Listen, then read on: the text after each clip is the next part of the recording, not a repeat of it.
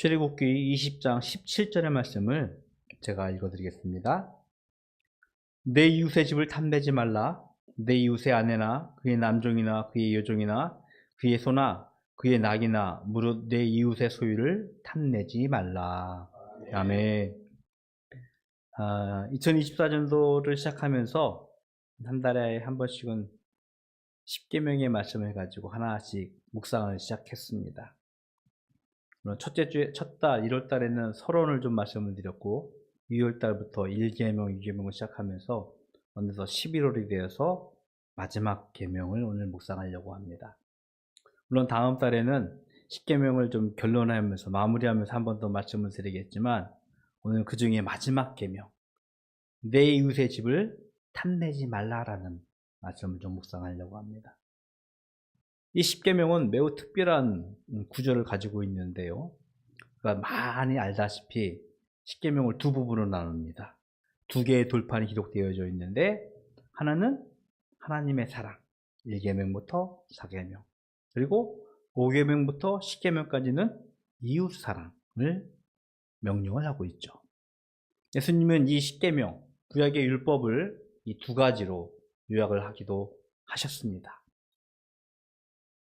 1계명, 너는 나 외에는, 하나님 외에는 다른 신을 두지 말라라는 하나님이 자신을 소개하면서 이렇게 소개합니다. 저희들에겐 좀 생경할 수도 있고요, 낯설 수도 있는데 질투하시는 하나님으로 자신을 소개하고 있죠.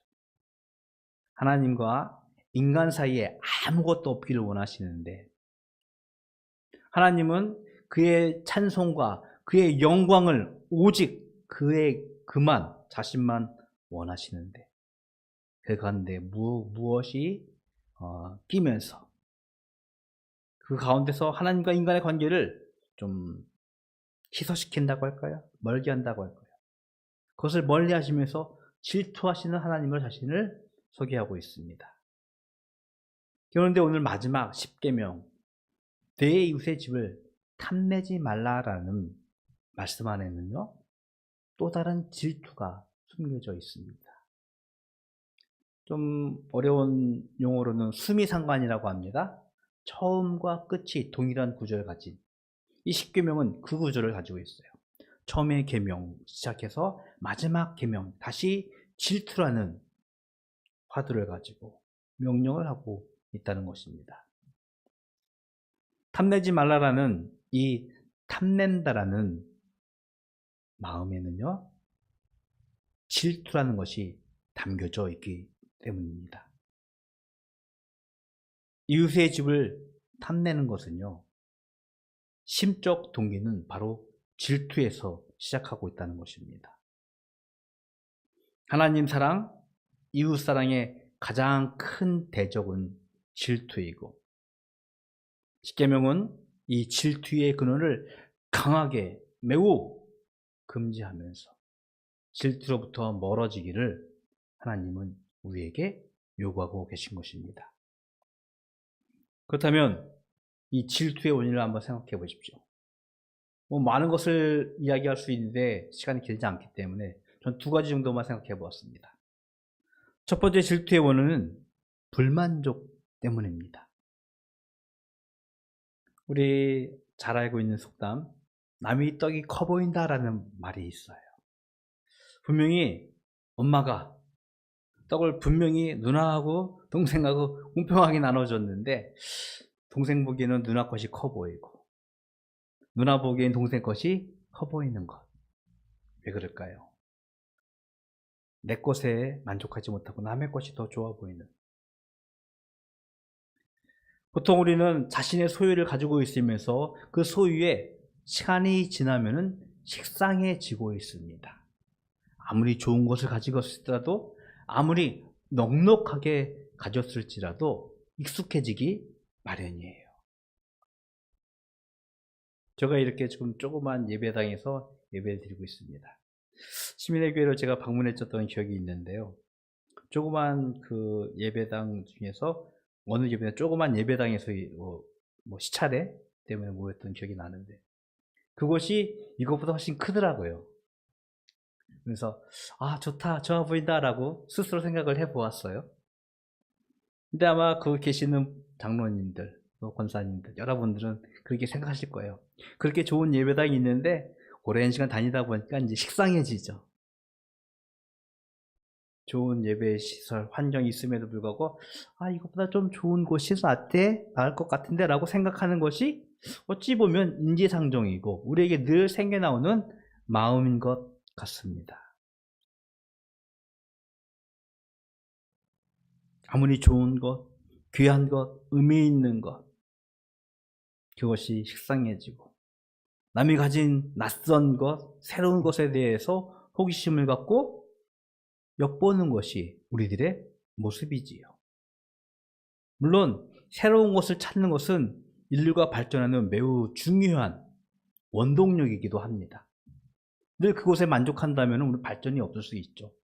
새로운 것을 찾고 좋은 것을 찾아내는 것, 인류의 발전의 원동력이기도 하지만 우리가 경계해야 할 것은 그것은 자신의 것이 불만족스러워서 현재 상태가 만족스럽지 않기 때문에 오는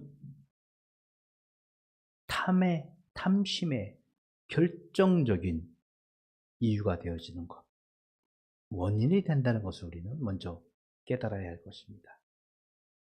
첫 번째 질투의 원인은 불만족 때문이라고 말씀을 드렸어요. 두 번째는요, 비교의식입니다. 제 얘기를 좀 하겠습니다만, 제가 이종배 목사님보다는 1년 나이가 어려요. 근데 굉장히 늦게 결혼을 했습니다. 결혼을 해서 거의 40이 돼까지 결혼을 했는데요. 집사람이랑 같이 생활을 하다 보니까 집사람도 이제 결혼하는데 친구들 만날 때가 있잖아요. 친구들을 만나고 오면은 집에서 작은 옥신각신이 있습니다. 상대적으로 박탈감을 느끼죠. 목회자의 삶의 환경이라는 것이 늘 그렇잖아요. 그때만 해도 이제 부교육자였고 조그만 교회 또 부목사였기 때문에 친구들을 만나고 오면은 친구들은 뭐 남편이 의사고 뭐 대기업에 이사고 하니까 좀 사는 모습이 다른 것 같아요. 그러니까 둘이서는 옥신각신 재밌게 살다가 친구들만 보고 오면은 이게 만족이 안 오는 거야. 상대적 박탈감을 좀 느꼈는지 옥신각신했던 기억이 좀 있었습니다. 오늘 성경 말씀해 보니까 내 이웃의 아내, 그의 남종, 그의 여종, 그의 소나 그의 나귀를 보는데 저 집 것이 좋아 보여, 나아 보여, 내 것과 비교하게 되는 인간의 모습. 비교의식은요, 탐욕의 근원인 질투의 중요한 내적 동기가 되어지는 것입니다. 남들의 것과 비교하는 것. 물론 지금은 만족하면서 살고 있습니다. 감사하면서 살고 있습니다. 친구들을 만나고 와도 전혀 동요치 않습니다. 다르다는 것을, 좀 다른 길을 걷는다는 것을 깨닫고 그것 때문에 살고 있기 때문이죠. 이 탐욕을 금하는 10번째 계명은요, 이토록 남의 아내, 남의 소유, 남의 물건에 대한 외형적인 질투뿐만 아니라, 소유뿐만 아니라 내적인 탐욕의 동기까지도 금하고 있음을 성경에서는 말씀을 하고 있습니다. 예수님께서 우리들에게 하신 말씀 중에서 참 부담 가는 말씀이 하나 있어요. 그것은 무엇이냐면 여인을 보고 음욕을 품는 자마다 가늠한 자라고 우리들에게 말씀하셨어요. 어떤 외형적으로 실행하는 것이 아니라 마음속에 있는 동기, 그것조차도 우리에게 매우 엄중하게 경고하면서 금지하는 것이 예수님이 율법에 관한 태도였습니다. 가늠하지 말라라는 10계명의 7계명, 그 계명을 외형적인 것뿐만 아니라 그의 내적 동기까지도 예수님을 꿰뚫어 보면서 우리들에게 명령을 하고 계셨죠. 그래서 이웃의 아내부터 그의 소유까지 탐낸다는 것은 비단 도둑질, 간음과 살인, 거짓말까지 하는 잔인한 범죄가 되는 성경의 기록을 우리들에게 하고 있어요. 우리가 너무나 잘 알고 있는 다윗이라는 인물 기억하시죠? 우리아의 아내 밧세바를 보고 그가 탐심을 갖게 되어집니다. 그 탐심의 결과가 무엇입니까? 남의 아내를 도둑질합니다. 그리고 간음을 해요. 그리고 자신의 부하장수 충실한 우리아를 죽이는 살인의 죄, 그리고 그것을 덮기 위해서 거짓말까지 하는, 십계명의 6, 7, 8, 9를 한순간에 범하는 끔찍한 결과를 낳은 것이 바로 다윗의 모습이었죠. 십계명의 이 탐심은요, 비단 10계명 10번째 계명에서만 머무는 것이 아니라 5, 6, 7, 8, 9까지 한 번에 범하게 되어지는 매우 엄중한 계명임을 우리들에게 말씀을 하고 있어요. 이 10계명 중에서 이 탐하다라는 말씀의 히브리어 원어는요, 하마드라고 합니다. 하마드. 이 하마드라는 단어가 성경에서 몇 번 더 나오는데요, 그 중에서 대표적인 것은요, 최초의 인류 하와가 하나님께서 먹지 말라고 한 선악을 알게 하는 나무 열매를 보는 순간 탐스러워 보였다라고 하는 때 통홍이라고 한번 등장을 하게 되어집니다. 그 탐심이 그 여인의 마음을 사로잡았습니다. 그 탐심에 노출되는 순간, 탐심을 갖게 되는 순간 어떻게 되었습니까? 하나님처럼 되고 싶다고, 하나님 없이 옳고 그름을 판단하고 싶다고 선악을 알게 하는 나무 열매를 따먹게 되어지죠. 우리는 너무나 잘 알고 있습니다. 하나님 없이 옳고 그름을 판단하고자 하는 그 결과는요, 참혹한 인류의 죄악, 참혹한 인류의 혼돈을 낳은 원인이 되었다는 것입니다. 그것 때문에 우리가 이토록 전쟁에 시달리고 싸우고 서로 시기하고 질투하는 세상을 살아가고 있음을 우리는 잘 알고 있습니다. 그렇다면 이 탐심, 탐욕을 우리가 멀리하기 위해서 어떤 삶을 우리가 살아야 할까요? 저는 그렇게 생각합니다. 우리의 탐심은요, 탐욕은 타락한 우리 삶 가운데서 멀리하는 것, 제거한다는 것은 불가능한 것 같아요. 늘 내 상태에 불만족스럽고 남과 비교하는 것, 아까 말씀드린 대로 인지상정이라고 그랬어요. 사람이라면 다 그럴 수밖에 없어요. 그런데 우리가 한 두 가지 정도 제가 제안을 좀 해보고 싶어요. 우리 안에 있는, 우리를 유혹하고 우리를 넘어뜨리는 탐욕을 제거하기 위해서 먼저는요, 신실하신 하나님을 더욱 사랑하고 그의 명령을 기억하면서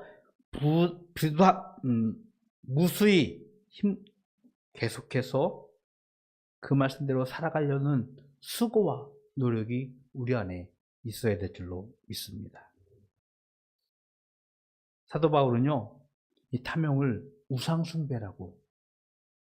우상숭배자라고 우리들에게 경고하고 있습니다. 하나님을 살아가는 삶의 목적을 잃게 되어지는 순간 우리는 우상숭배에 빠질 수밖에 없어요. 즉 탐욕에 빠질 수밖에 없다는 것입니다. 적당한 비유일지는 잘 모르겠지만 예전에 그런 분을 뵌 적이 있습니다. 의사 사모님이었는데,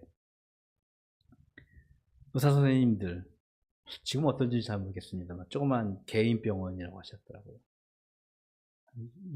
건 25년, 30년쯤 전인데 한 달에 한 3천만 원씩 버신대요, 의사 선생님이.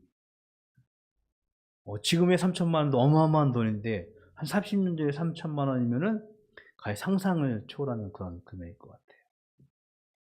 근데 말씀하시기를 그 의사분은요, 그 돈을 쓸 시간이 없다는 거예요. 왜냐면 하루 종일 환자 보고 속된 말로 돈을 버니까. 그 돈을 결국 사모님이 다 쓰신다고 하시더라고요. 어떤 말씀이냐면, 우리가 하나님을 사랑하잖아요. 하나님의 말씀대로 수고자 노력을 하잖아요. 우상 숭배, 탐욕에 빠질 시간이 그만큼 적어진다는 것이죠. 나의 사랑을 온전히 하나님께 드려보십시오. 나의 마음을 온전히 하나님께 드려보십시오. 우상이, 탐욕이 우리 마음에 설 시간을 그만큼 우리는 적게 가질 수 있다는 것입니다. 그리고 탐욕에 빠지기 위해서는요, 두 번째는요, 자족을 할 줄 알아야 됩니다. 로마의 감옥에서 사도 바울이 빌립보 교회를 향해서 편지를 씁니다. 나는 주 안에서 자족하기를 배웠다. 여러분, 사도 바울이 감옥에 간 상황, 물론 그가 어떤 범죄를 저질러서 무슨 악을 행해서 간 것이 아니라 모함 때문에, 유대인들의 모함 때문에, 그들의 거짓 증인 때문에 어쩔 수 없이 갔어요. 억울하게 갔습니다. 그럼에도 불구하고 그 억울한 상황에서 사도 바울은 자족한다라고 고백을 하고 있습니다. 자족의 비결을 배웠다라고 가르치고 있습니다. 그가 자족할 수 있었던 것은요, 예수 그리스도를 믿는 믿음에 자신의 삶의 뿌리를 두고 있었기 때문이었죠. 자신을 죄인 중에 괴수라고 고백했습니다. 10달 만에 나이 되는데 팔싹둥이라고 자신을 소개하고 있습니다. 그런 아무런 의미 없는 자가 예수 그리스도 때문에 새로운 삶을 살게 되어졌고 새로운 피조물이 되어서 살아가는 삶. 홍태근 목사님이 이 부분을 설교하면서 이렇게 말씀하시더라고요. 죽음이 본전이라고. 저와 여러분에게 죽어야 돼요. 죽음이 본전인데 덤으로 살아가고 있잖아요.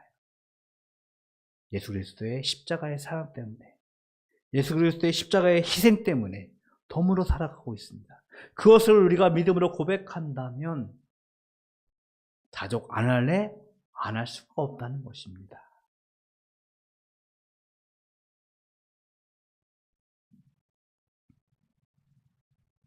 우리를 용서하시고 우리를 위해서 죽으셨던 예수 그리스도의 십자가를 우리가 고백합니다.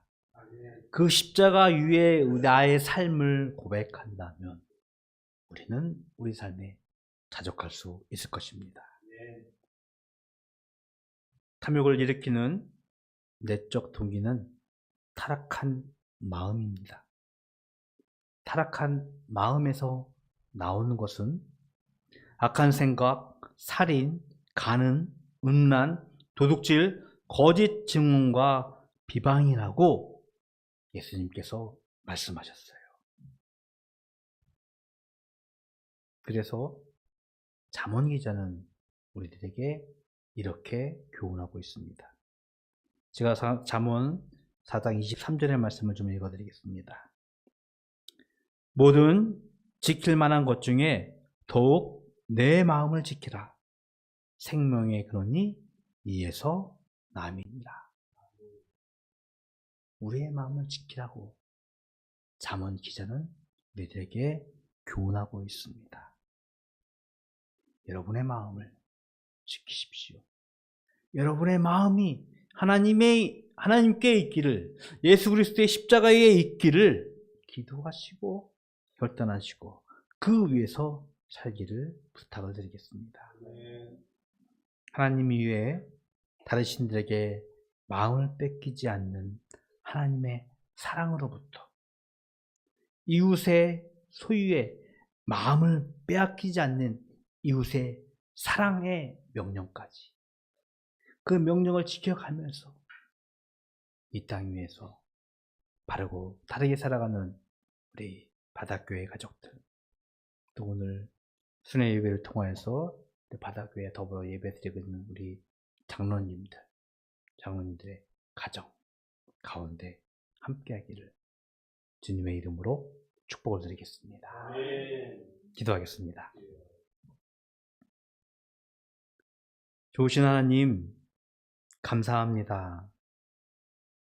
하나님께서 저희들에게 우리의 마음을 지키라고 명령하셨습니다.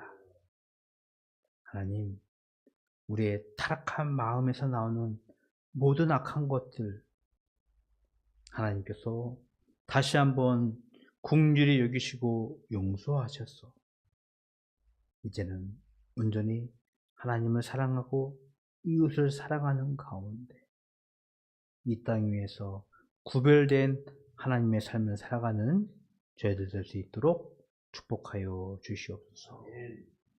오늘 특별히 시민의 교회 장로님들 바다교회를 방문하셔서 순회 예배로 하나님께 영광을 돌립니다. 장로님들의 수고와 헌신들을 하나님께서 기억하여 주시옵시고 그들의 기도를 통하여서 시민의 교회, 또 우리 평양 제1로회, 또 하나님 나라가 이 땅 위에서 왕성해질 수 있도록 하나님께서 인도하여 주시옵시고 그들의 섬김과 헌신을 통하여서 그들의 기도하는 모든 것들이 이루어지는 하나님의 놀라운 뜻이 이루어지는 삶 될 수 있도록 축복하여 주시옵소서. 이 시간 하나님께 구별하여 예물 드립니다.